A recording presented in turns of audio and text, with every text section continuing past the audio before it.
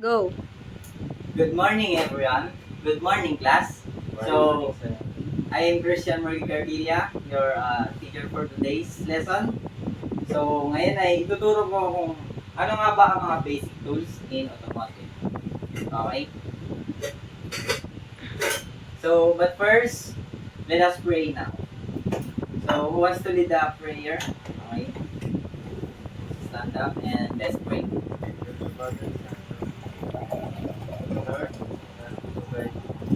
Araw-araw ay maraming sana kami matutunan sa pagtulong sa Biblia sa kanyang listahan. Okay, so before you take a seat, tignan nyo muna may mga kalat niya sa upuan nyo, sa ilalim ng upuan at ayusin ang upuan. Okay.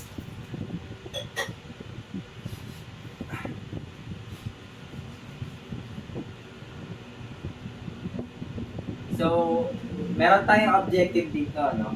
So, identify the different equipment and tools used in automotive. So, demonstrate the proper use of safety equipment and automotive tools. And C, appreciate the importance of using safety equipment in the workplace. So, that would be our objectives. So, now, let's circle muna kung sa mga related na experience ninyo. No?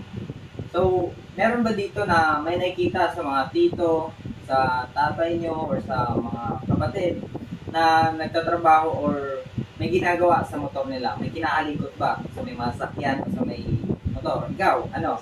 Sir, pag may hinihigpitan o niluluwagan po sila mga bolts na kailangan ng palitan. Tama. Ikaw, meron ka bang masasabi? Po. Okay. So, ngayon, let's proceed. So, ngayon, magkakaroon tayo ng icebreaker. So, meron ako ditong mga tools, no? At ngayon, bibigyan ko kayong ng mga tools.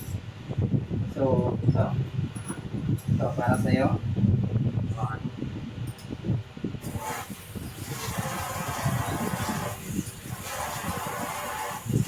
Ito naman sa'yo.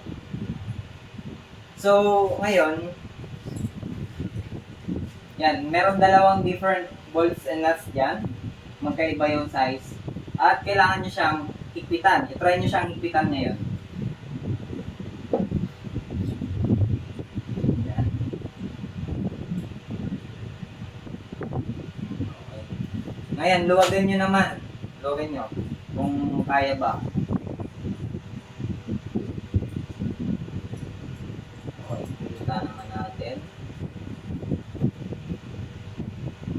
Okay. Mas nauna kang matapos, no? Akin na prank. So, ayun lang. No? Nagkaroon ng copyright lang. So, nakita naman natin no, na kay Kinyaw pa, no, kay Vicious, mas nauna niyang naluwagan. Kasi nahipitan niya na agad. Kasi gumamit siya ng tamang tools. While si Frank naman ay nag-struggle dahil yung kanyang tools ay hindi naman akma doon sa mga balls and nuts na ginamit niya. So, that's the importance of having the righteous tool for your mga ginagamit na mga nuts and bolts. So, first of all, let's have the introduction. The basic automotive tools are essential because they allow you to safely and effectively perform routine maintenance and repairs, from changing oil to replacing brakes. Without the correct wrenches, sockets, jacks, and screwdrivers, even the simple tasks become impossible or dangerous. So, ayan no, kita naman natin, narinig nyo naman na kailangan natin ng mga importanteng gamit o yung mga tamang gamit, no, para maka-perform tayo effectively o maganda yung performance natin or yung kunyari pagkabit, ganyan, walang mga aberya, ganun.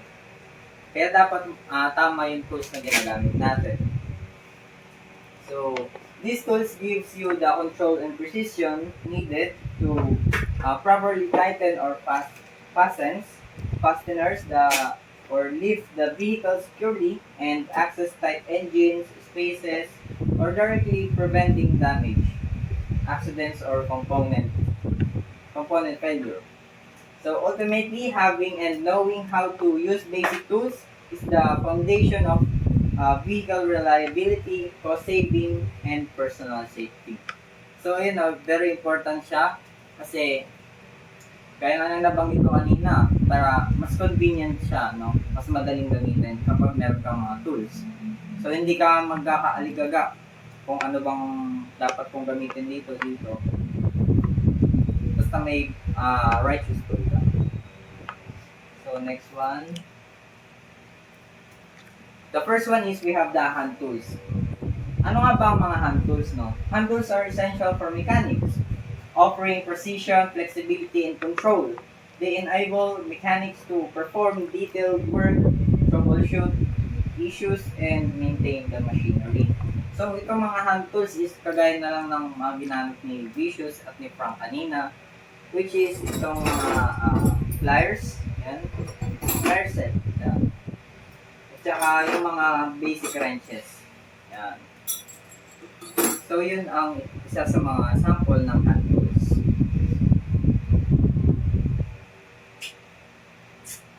So, first one we have the open wrench. An open-end wrench is a slim, U-shaped hand tool, no, with a parallel jaw that allows side access to fasteners for quick adjustments in tight spaces. So ito magamit niyo yung mga open wrench na sa mga tight spaces, sa mga singit-singit ng mga sasakyan or sa mga motor. Next one is we have the box wrench. Ito. So, ito may open kasi ito eh. This is also called the, basta, i-discuss ko din mamaya. Pero, parehas na bilog yung magkabilaan dulo ng tools. So, that is the box wrench. So, our closed wrench is a precision hand tool with a fully enclosed heads that grip fasteners securely, reducing the risk of rounding and providing superior or third control. So ayun, isa din yun, no? Kapag ang advantage ng mga box wrenches is mas maganda yung pagkakahigpit niya, hindi mo mabibilog yung kanyang mga nuts or yung mga ulo ng mga bolts. Kasi kapag kunyari, medyo maluwag na yung sa may yung mga open wrench mo, tapos yun yung ginamit mo, no? Medyo mabibilog yung mga bolts, yung ulo ng mga bolts or yung mga nuts. So mas maganda na tama yung tools or yung sukat, tapos box wrench. Yun yung isa sa mga magagandang tools. Next one is we have the combination wrench. Combination wrench is it has an open end for a quick fastening and a box end for high torque. So ayun, ito kanina, no, yung sinabi ko, yung combination tools. Ito yung isa sa mga sample ng combination tools. Yan. So ito, for the precise na paghigpit or yung mas malakas na torque, yan, mas mahigpit, mas panghigpit. Ito naman, para mas mabilis kang magpaluwag ng mga nuts and bolts. Next one, we have the screwdriver kit. A screwdriver kit includes the various types like Phillips, slotted and squared drive, the bit. The types of the are often marked on the tool for quick identification. So, merong iba't ibang klase ng mga screwdrivers. Merong screwdriver mismo yung pa-cross yung niya, yung markings niya. And meron din mga flat. And other different screwdriver. Next one is we have the precision screwdriver. What is a precision screwdriver? No? A precision screwdriver set is used for tiny screws in tight spaces where regular screwdrivers won't fit. So it saves you from frustration when working on delicate automotive electronics. So ayun, isa din to sa mga ginagamit ng mga electronic units. Yan, kagaya sa may mga dashboard, sa may mga other electrical components ng sasakyan, yung mga maliliit na mga bolts, nuts, and mga screws. Yan, dyan ginagamit yung mga hand precision screwdriver. Next one is we have the pliers kit. I mean. So, pliers kit, ayan no, meron siyang mga vice grip, may long nose, may cutting, cutting pliers, may pliers lang, and many different kind of pliers. So, kaya siya tinawag na pliers kit kasi dyan kompleto na talaga. So, a pliers kit includes the tongue and groove, linesman, diagonal cutting, long nose, and slit joints, and each type is designed for a specific gripping or cutting task. So yun, may kanya-kanya silang use para mas madali mo silang magagamit. And next one is, we have the oil filter.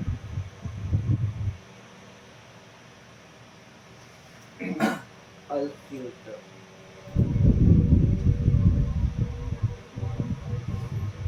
So, an oil filter wrench is designed to remove stubborn spin-on oil filters that won't budge you by hand. So, mahirap na tanggalin yung mga oil filter, no? Kaya kailangan natin ng mga tools, di ba? So, yun yung mga tools. Gaya niya na, parang crab, di ba? Nakita niyo naman, na ganyan siya. So, ayun, merong iba-ibang mga oil filter wrench. Meron din yun, no? Yan, yung Decadena, meron yan. Mas may kadena dyan. Di ba? Nakatawa yung mga itsura nila, no? So, ayun. So, yung oil filter, yun yung mga nandun na punta yung mga oil, di ba? Mahirap yung tanggalin kapag kakamin mo lang. Mga Superman. So next is, we have the pipe wrench. So a pipe wrench has a strong serrated jaw that grips rounded, rusted, or stubborn bolts. Makulit na bolts daw. So it is especially useful for heavy-duty suspensions components. Ginagamit ito ng mga tubero, di ba? Ba't ba nandito yan? Pero syempre, sa mga malalaking mga bolts and nuts, yan yung isa sa mga pinakakailangan gamitin. Kasi, sobrang higpit nun, di mo naman tatanggalin ng mga ganito lang. Ang iklik na ito, paano pag mabali to? So, manalagay. Di ba? So, yun. Kailangan mo ng mga ganyan para sa mga malalaking bolts, malalaking mga nuts. Yun. Next one is we have the torque wrench. Wait lang. So, torque wrench. So, torque wrench applies precise tightness or to bolts and nuts to prevent over-tightening or under-tightening. So, it is essential for safety and critical parts like wheel lug nuts. So, itong mga torque wrench na to is important kasi para hindi mo ma-overload yung pressure or yung stress doon sa may mga nuts. Kasi, imagine mo, hinigpitan mo ng sobra, gamit mo lang yung mga normal na wrench. Maya-maya, ganyan. Tok! May gumanon, tok! Sabi, yun, sisiw. Hindi. Yun, nabalik na yung loob ng bolt nun. So, na-over na. As in, nasira na yung bolt. So, mahirapan ka pa, magpa-machine shop ka pa, di ba? Dahil mong problema. Kaya may torque wrench para masolusyonan at kasi siya yung isa sa mga precise tool na kailangan mong gamitin sa paghihigpit ng mga tools or ng mga bolts and nuts. Oh, wait lang. So yun iba-iba yan, iba-ibang sizes. Merong basta yan yung ergonomics design nice, maganda. May iba-ibang laki din. Next one, we have the adjustable wrench. An adjustable wrench is also called crescent wrench. It can change its jaw size to fit different bolts. So ayun itong crescent wrench na to is maganda to na parang all-in-one na to na open wrench. So yun, adjustable wrench. Pwede mo siyang sa iba't ibang sizes depende sa mga nuts and bolts. Nga pala tanong ko lang sa inyo. Balik tayo sa may kanina, dito sa may dito sa may torque wrench Sa tingin nyo, anong mangyayari kapag sobrang higpit ng mga or kunyari hindi kayo gumamit ng torque wrench mismo, anong mangyayari sa mga bolts and nuts? Ano sir, magiging madadamage nito yung mismong ulo ng nut dahil possible siya maputol or possible din naman na mahirapan yung mga susunod na gagawa doon sa hinigpitan na sobrang higpit. Yeah, that's correct. Frank, thank you for answer. So, yun, balik tayo dito, no? Next one, we have the adjustable wrench. A ratcheting wrench. Okay, so na-doble ko. My bad. Pero ang tawag dito is ratcheting wrench. Yan. Tabunan nyo na lang yan. So, basta ratcheting wrench yan. A ratcheting wrench has a small mechanism in the box end that allows continuous turning without removing the tool. So, ito, maganda tong gamitin sa mga tight spaces. Kunyari, sa may lalim ng sasakyan. So, pag yung paghihigpit nyo, dire-diretso lang siya. O pababa lang. Or pwede pataas. Ganyan. Kahit nakahiga ka sa may ilalim. Diba? Hindi ka na mahirapan magtanggal kabit. So, isaan lang yan. Dire-diretso lang. So, yan po yung tsura niya. Yan. Nakikita nyo, iba-iba yan. So, meron din dito yung ratcheting wrench yung tawag dyan eh. Yung parang, yung torque wrench. Kanina. Next one is we have the wire stripper pliers. So, ito, pang-wire siya. It removes the plastic coating from the wires without cutting the metal inside. So, yun. Alam niyo naman yan at nakita niyo na yan. Next one is we have the glove lock pliers. Ito yung mga malalaking pliers na may igit na kaganyan siya. Parang cobra. Diba? So, ayan. Kung makikita niyo naman.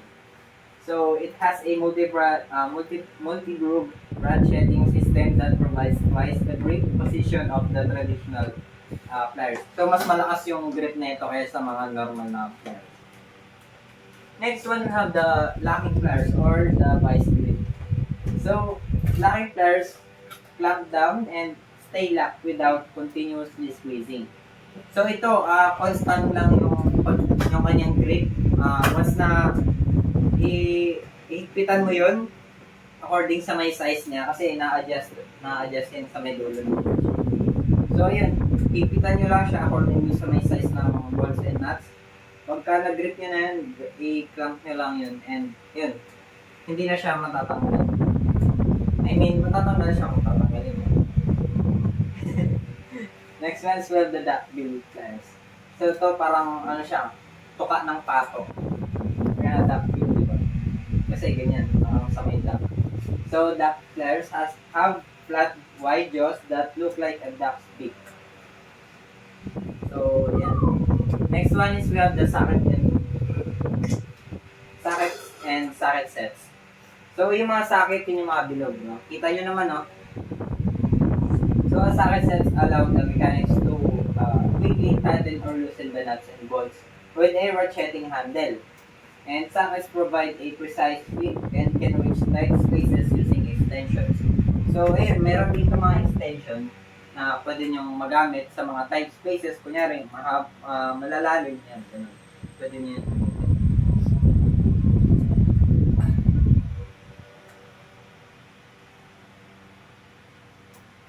Next one is we have the spark plug.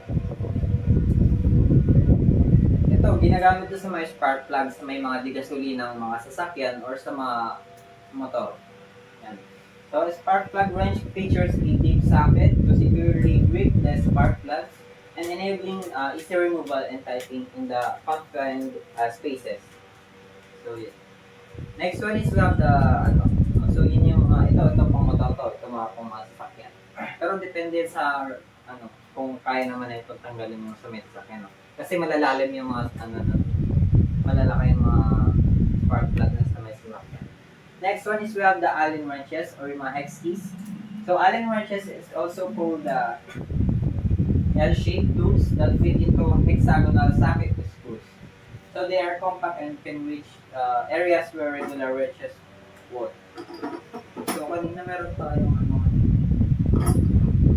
point yun. Hindi na alam ko nasaan. Basta, yan, Allen wrench. Hexagonal yung kanyang shape. So, yun sa mga Allen bolts din. Next one is we have the hammers. Ito, isa isa to sa mga essential na gamit ng mga automotive, no? Pampokpok nila or sa mga latero. Yan. So hammers are vital automotive tool because specialized types like ball peen, rubber mallet, and dead blow, and cross peen, each serving unique a purpose such as metal shaping.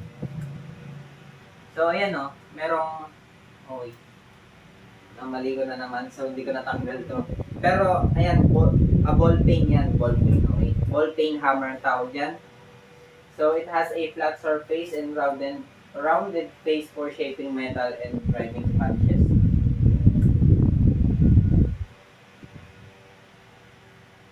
And ito naman yung rubber mallet.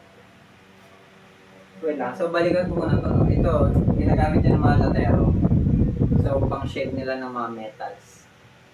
Next one is we have the rubber mallet that provides non-damaging impact, making it ideal for the assembling delicate components, aligning parts, and tapping objects into the face without marring surfaces. So, ito kunyari, nagbaklas ka ng makina ng, kunyari, nagbaklas ka ng head ng makina ng motor. So, pupukpukin mo yun gently gamit yung rubber mallet para hindi magasgas yung component ng, or yung metal ng, yung head ng makina. Next one is we have the cross peen hammer. Cross peen hammer has a wedge head used for the impact in metal working. So, specifically sa metal working din to. So, yan, shaping, bending, revetting, yan, straight, starting nails before diving them with a flat face. Next one is we have the pry bars, or mga pang natin, basta pang ganun eh, parang mga bara de cabra, ayun. So, a pry bar is a long, sturdy tool used to separate parts, remove the panels, or apply the leverage. So, it helps mechanic to access tight spaces and remove stubborn components. So, yan, mga pang-frequat yan ng mga, kunyari, tatanggalin mo yung component ng car or yung pinto. No, yung bakal ng pinto. So, ayun, kailangan mo sikwatin yan after nyo madrid. Next one is we have the breaker bar. Breaker bar is a long handle na 300 to 600 mm that generates tight torque to loosen rusted or tightened fasteners. So, it should never be used for tightening because it can easily damage bolts. So, ito pangluwag lang talaga siya ang purpose niya. Hindi lang siya mainly ginagamit pang pakigpit. Kasi, baka mas ma-damage mo yung bolts. So, yan, pangluwag din siya. Mostly pangluwag siya. And ito, lag wrench or yung cross wrench din na tawag. A lag wrench is also called the tire iron. So, it is used to loosen and tighten the lug nuts on the automotive wheels. So, yan, pang mga wheels siya. May X-shape siya and pwede rin L-shape. So, that provides the leverage with minimal effort. So, yan. May L-shape and cross shape. Ito, chisel and punches. Chisel and punches create indentation to guide the drill bits or drive out pins. So, chisels cut, split, or shape metal when struck with a hammer.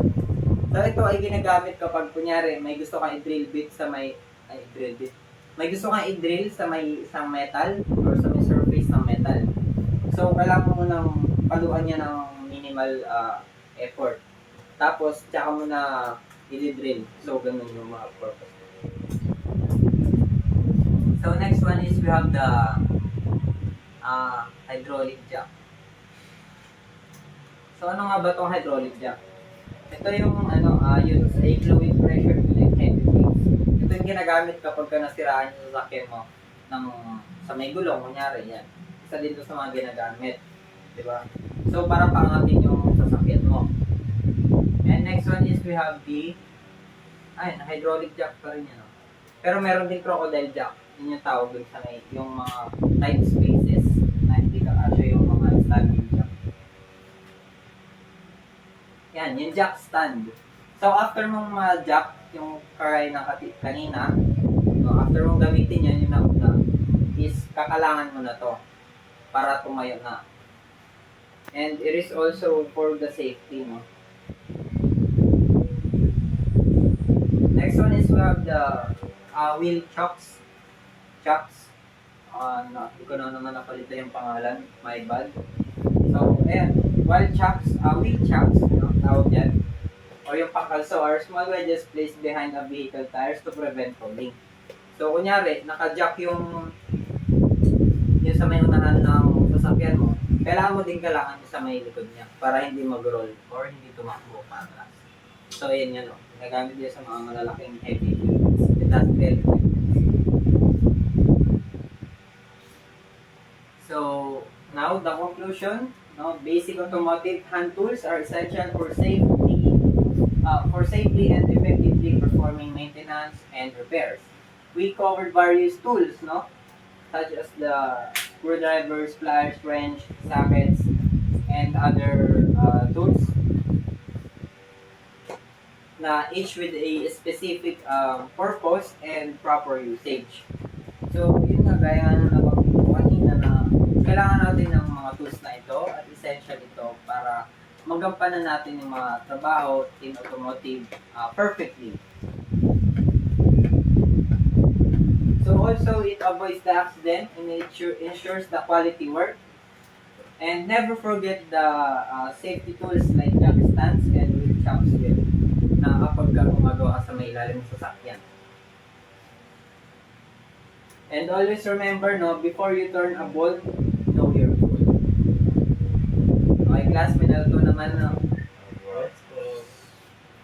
Okay, so, I want you all to complete or any one of you. Today, I have learned that Today I have learned that using proper tool is essential because mas napapaganda nito yung service o safety na kailangan natin para sa ginagawa. okay, ayun, tama. So now, let's apply what you have learned. So the class will be divided into 4 groups, no? So each group will have a 5 minutes to prepare. So each group have a maximum of 5 minutes to present. So ang materials na kailangan nyo ay wala. Kasi mag-a-act kayo eh. No? Each group will act out of a short scenario showing a mechanic or home repair person using automotive hand tools correctly and safely. So dito, mag-a-act lang kayo, no? Since nakagrupo kayo. But, I think that is not possible. So, therefore, ang magiging pamalit na lang natin dito is any one of you na gusto, no, na mag-present. At least 4 people. So, ayan. I-a-act nyo lang, no, kung ano yung ginagamit ninyo. Ayan. So, quiz time. We have the quiz. Multiple choice ito about sa my automotive tools. So, ayan.